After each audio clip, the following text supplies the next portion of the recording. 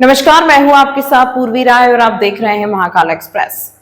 सप्तसागर विकास कार्य के अंतर्गत तालाबों के गहरीकरण एवं सौंदर्यीकरण कार्य को प्राथमिकता से करें निगम आयुक्त श्री अभिलाष मिश्रा। निगम आयुक्त द्वारा गोवर्धन सागर, ऋषि तलाई, पुरुषोत्तम सागर, क्षीर सागर का निरीक्षण किया।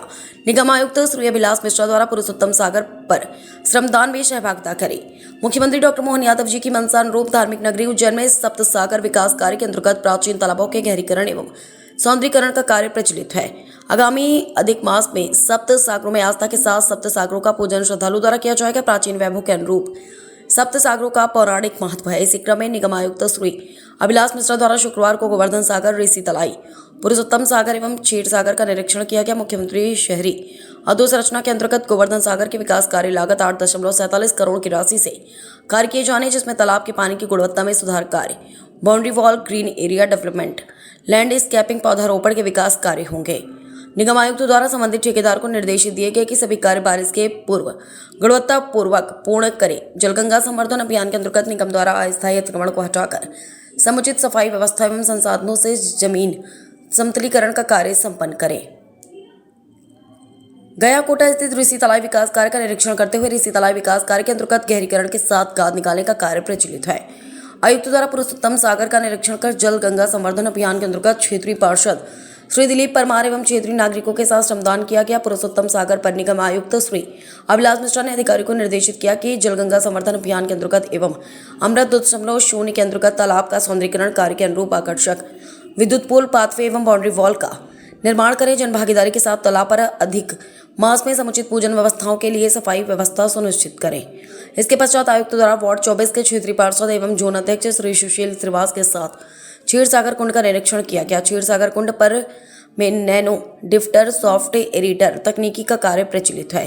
क्षीर सागर कुंड पर नगर निगम द्वारा जलगंगा संवर्धन अभियान के अंतर्गत आकर्षक विद्युत फाउंटेन एवं पेंटिंग कार्य, स्वच्छता स्लोगन का कार्य किया गया। निगम आयुक्त द्वारा जोनल अधिकारियों ने निर्देशित किया गया कि कुंड के ग्रीन एरिया को डेवलप कर दीवार संधारण कार्य एवं समुचित सफाई व्यवस्था सुनिश्चित करें।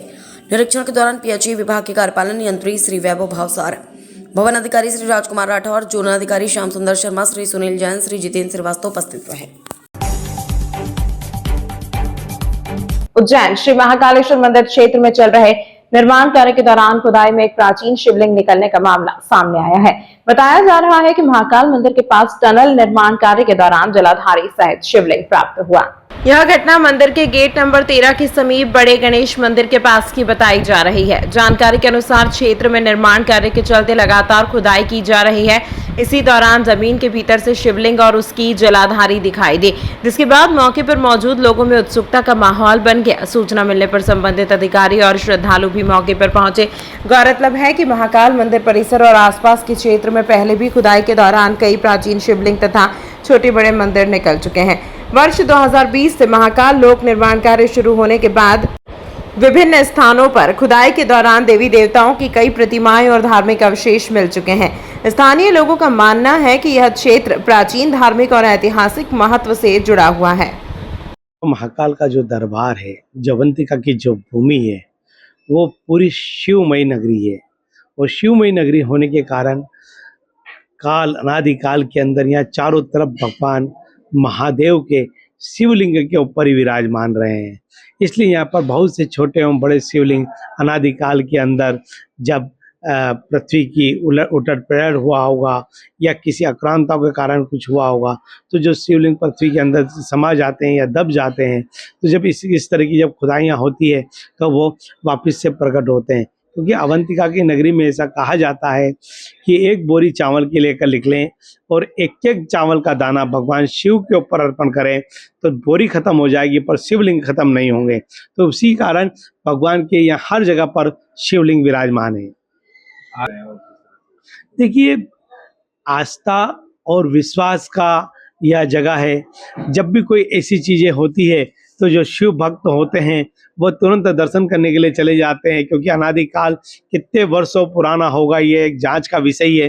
तो उसके दर्शन करने से कितने प्रकार के लाभ की प्राप्ति होगी और भगवान शिव के दर्शन करने से तो यूं ही भगवान शिव के आनंद देते हैं। तो इसलिए भक्त लोग आस्था और श्रद्धा के साथ दर्शन करने के लिए जाते हैं। जय माता। जुड़ा हुआ है सिंहस्थ कार्य के दौरान जो है ये सुबह 4 बजे जो है शिवलिंग मिला हमें और ये जो टनल है ये मंदिर के सीधे अंदर जो है उससे जोड़ा जाएगा, वहीं से इसका रास्ता बनाया गया है। तो ये पिछले 1 महीने से कार्य चल रहा है और अभी सुबह 4 बजे जो है हम टनल के जो है काफ़ी अंदर से जो है इस तरह से जो है फिर खुदाई के दौरान सुबह मिला है। करीब कितने फीट की टनल बनना और कहाँ कितने फीट से है? ये करीब टोटल 27 मीटर का जो है लेंथ में है और इसकी जो गहराई है वो 7 मीटर के करीब है। किस तरह का शिवलिंग है, कितना बड़ा है उससे? शिवलिंग की तो आप जैसे देख सकते हैं कि शिवलिंग का जो है साइज़ आप लाइव भी दिखा सकते हैं दर्शकों को, इस तरह का है जो कि एक मीडियम एवरेज साइज भी बोल सकते हैं। आपका नाम?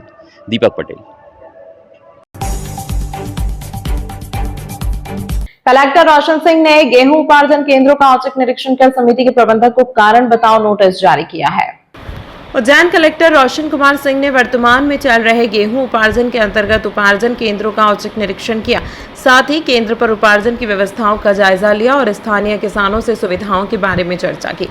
कलेक्टर सिंह ने सर्वप्रथम चिंतामण जवासिया के समीप ग्राम दाऊदखेड़ी में खरीदी केंद्र का अवलोकन किया, वहां पर तौल काटे और बढ़ाए जाने के निर्देश दिए। इसके बाद कलेक्टर सिंह ने हासामपुरा के समीप हमीर खेड़ी समिति के गेहूं उपार्जन केंद्र का निरीक्षण किया। यहां पर तौल कांटों की संख्या में कमी पाई जाने और एक सर्वेयर के केंद्र में अनुपस्थित रहने पर समिति के प्रबंधक सुनील मेहता को कारण बताओ नोटिस जारी करने के निर्देश दिए।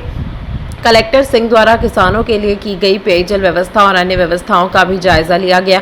इस दौरान तहसीलदार एवं अन्य अधिकारी उपस्थित थे। तमाम महत्वपूर्ण खबरों के लिए देखते रहिए महाकाल एक्सप्रेस।